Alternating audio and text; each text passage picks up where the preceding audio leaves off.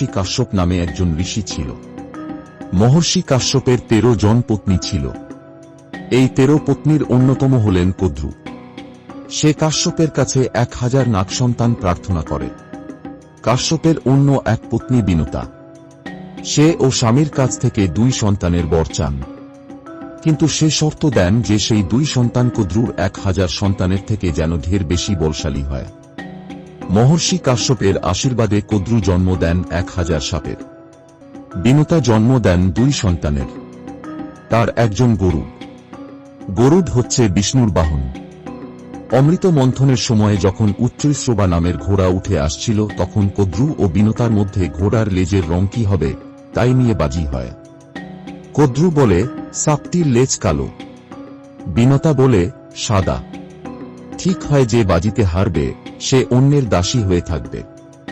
কদ্রু তাঁর নাগ সন্তানদের নির্দেশ দেন উচ্চৈশ্রবার লেজকে ঢেকে রাখতে, যাতে তা কালোই দেখায়। সর্পপুত্রেরা তাই করে। বাজিতে হেরে বিনতা কদ্রুর দাসী হন। গরুড়ের মা বিনতা দাসী অবস্থায় কদ্রুর সকল আদেশ পালন করত। একই সাথে গরুড় বিনতার পুত্র বলে তাঁকেও কদ্রু দাসের মতো ব্যবহার করত।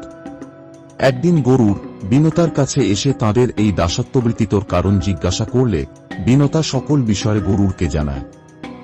এরপর গরুড় নাগদের কাছে এই দাসত্ববৃত্তি থেকে রক্ষা পাওয়ার উপায় জানতে চাইলে নাগরা বলে যে যদি গরুড় অমৃত এনে দিতে পারে তবেই এই দাসত্ববৃত্তি থেকে মুক্তি পাবে।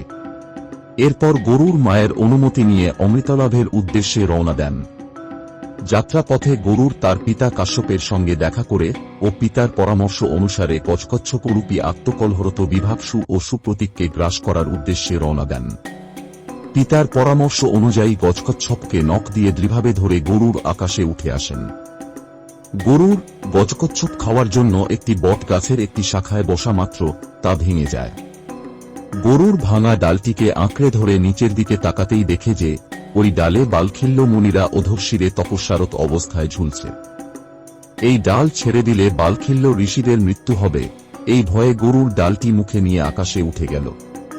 এই দৃশ্য দেখে ঋষিরা বলল, যেহেতু গুরুভার বাহন করে এই পক্ষী অবিচলিতভাবে আকাশে উড্ডীন হল, তাই তার নাম হবে গরু।